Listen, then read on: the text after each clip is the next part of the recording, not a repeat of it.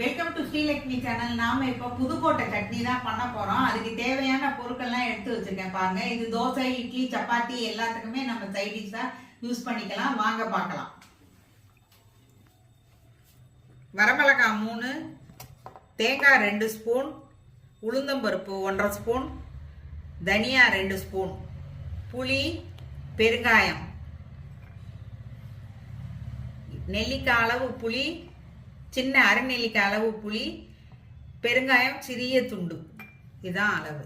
இதையெல்லாம் இப்போ வறுத்துக்க போகிறோம். தேங்காவை வறுக்கக்கூடாது, மற்ற எல்லாத்தையும் வறுத்துட்டு நம்ம அரைக்கணும். முதல்ல 2 ஸ்பூன் நல்லெண்ணெய் விட்டுக்கிறோம். இந்த வரமிளகாவை வறுத்துக்கிறோம்.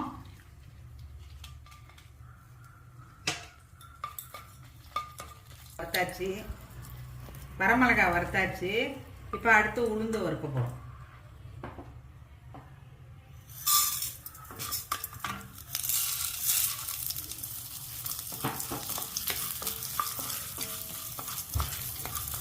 அது செவக்க வறுக்கணும்.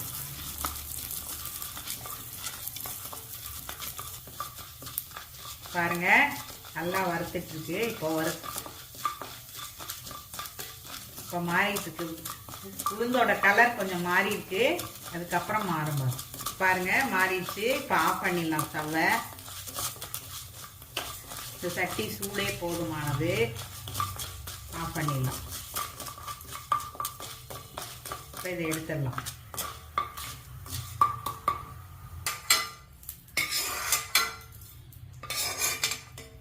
எடுத்தாச்சு. இப்போ தனியாவை வறுக்க போகிறோம்.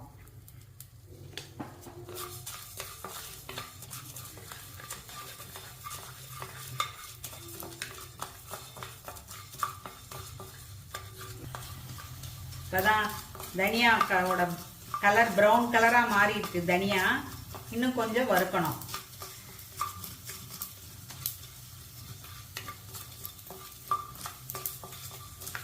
இப்போ பாருங்க, தனியா நல்லா மாறிடுச்சு.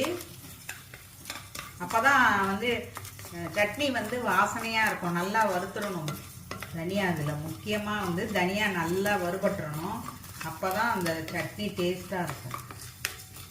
வறுத்தாச்சு. ஆஃப் பண்ணிட்டு இப்போ நல்லா வாசனை வந்துருச்சு. இதை எடுத்துடலாம். நல்லா பொரிஞ்சிச்சு பாருங்க. பெருங்காயம்,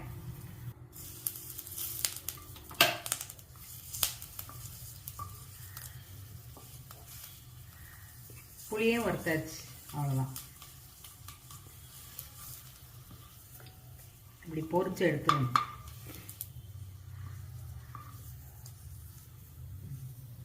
இப்போ இதெல்லாம் மிக்சியில் போட்டு அரைக்க போகிறோம்.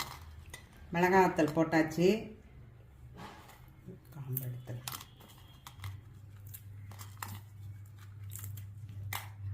இப்போ மிளகாய் வத்தலை போட்டாச்சு. தனியா புளியை போட்டு நம்ம நைஸாக அரைச்சிக்கிறோம். இந்த பெருங்காயத்தையும் போட்டுக்கிறோம். அரைச்சிட்டு அப்புறம் தேங்காவை போடலாம். கொஞ்சம் உப்பு தேவைக்கேற்ப உப்பு போட்டுக்கிறோம்.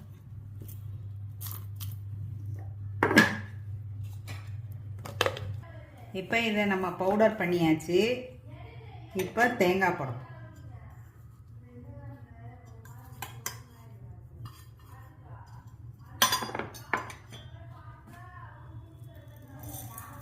இப்போ இது உளுந்தையும் போட்டுக்கிறோம். போட்டுட்டு நம்ம தண்ணி கொஞ்சம் ஊற்றி அரைச்சிக்கலாம்.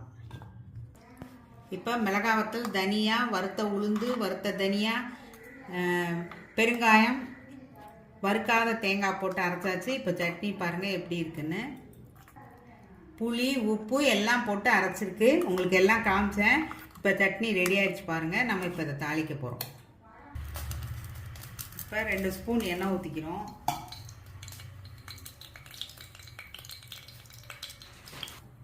ஏற்கனவே உளுந்து போட்டிருக்கு, அதனால கடுகு மட்டும் போட்டுக்கிறேன்.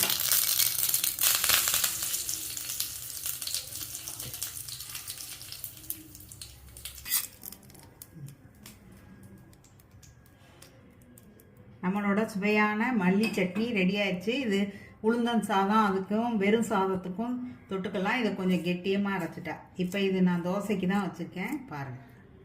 ஸ்ரீலக்ஷ்மி சேனல் லைக் பண்ணுங்கள், ஷேர் பண்ணுங்கள், சப்ஸ்கிரைப் பண்ணுங்கள்.